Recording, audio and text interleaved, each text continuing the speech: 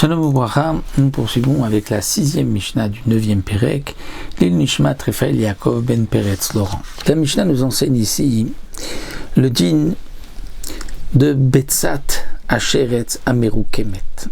C'est-à-dire cette fois-ci nous avons un œuf.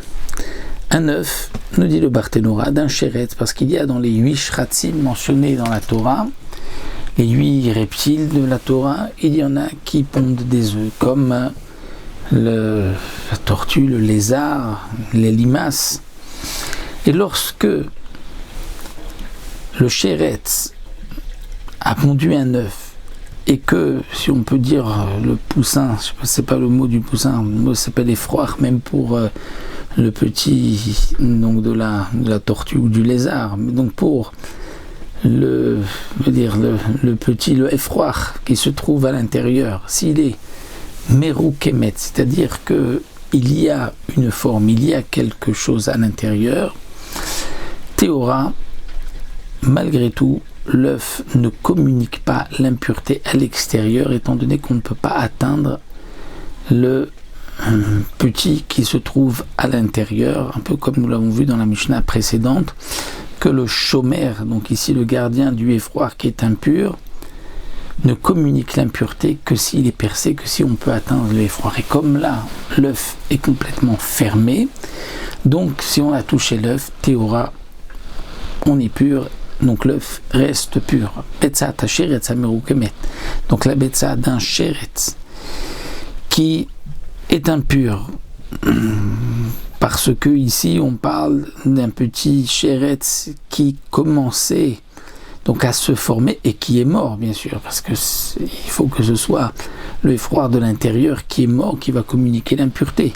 Mais comme l'œuf est complètement fermé, donc Théora, l'œuf est pur, parce qu'on ne peut pas atteindre le Sheretz. Mais Nikva Kolchi, ou si on a percé, même un tout petit peu, alors Tmea,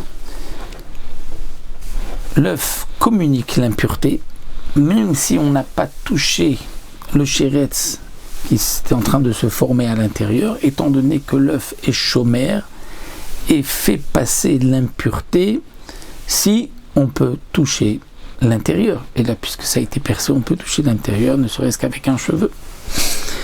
La Mishnah continue avec quelque chose d'assez particulier. Il s'agit d'un arbar, d'un rat, une sorte de rat, shechetio basar vechetio adama, qui est moitié chair et moitié terre. C'est-à-dire, il y a, nous dit le Barthénora, une sorte de rat qui se forme de la terre, un peu comme des vers qui se forment de la nourriture eux-mêmes. Et nous dit le Barthénora, si il a commencé, donc il avait l'air à l'époque donc de sortir de la terre, et sur toute la longueur, il y avait la moitié qui s'était fait, qui était déjà arbar, et l'autre moitié qui est encore terre. Et ce arbar, qui est donc un sheretz, c'est qui est mort. Est-ce qu'il communique une impureté ou pas? Alors, c'est vrai que ça nous paraît un peu étrange, une sorte de arbar qui est mousse, qui se crée de la terre, mais il est intéressant de mentionner que le Rambam, dans son Pirouche à Mishnayot, rajoute que ça c'est quelque chose qui est connu, et qui dit il y a énormément de gens qui m'ont témoigné, qui m'ont dit qu'ils ont vu, même si c'est quelque chose d'étonnant, dit le Rambam, beaucoup l'ont vu. Donc une bête, marba, sorte de rat, qui se forme de la terre, et qui donc au milieu est mort, et qui est resté donc moitié terre et moitié arbar et moitié rat. D'ailleurs, le Tiferet Israël rapporte qu'il y avait donc même un chercheur allemand qui avait rapporté qu'il avait trouvé cela, déjà une bête comme celle-ci, en Égypte. Et donc la Mishnah vient nous dire Anoga Bebassar Tamé, celui qui a touché la chair, donc la partie qui s'est déjà constituée, Tamé, il est impur. Adama, mais celui qui touche la partie de la terre, il est tahor, il est pur, parce que ce n'est pas encore un sheretz.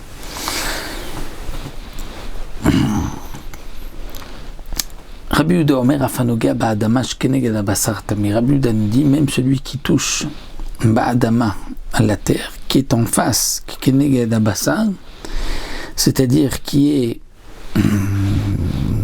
la deuxième partie puisqu'on parle ici qu'il est sorti dans sa, sur toute sa longueur, mais dans la moitié de sa largeur. Et donc, pour Rabbi Yehuda, même si on a touché une partie qui est de terre, on sera aussi impur. Dans le cas où il serait constitué, mais pas, on va dire, la tête, mais pas le reste du corps, donc dans sa longueur seulement la moitié, la Rabbi Yehuda est d'accord que s'il a touché la partie terre, il est pur. Mais c'est lorsque il s'est formé complètement dans la longueur, mais seulement à moitié, c'est là que Rabbi Yehuda dit qu'il sera impur même s'il touche la partie de terre. Et comme la Gemara nous l'explique, c'est en vérité une machloket dans l'explication des psukim entre Tanakama et Rabbi Yehuda. Est-ce que la partie seulement qui s'est déjà formée est impure, ou même la partie de terre? Et donc, comme nous l'avons vu ici dans cette Mishnah, la machloket entre Tanakama et Rabbi Yehuda.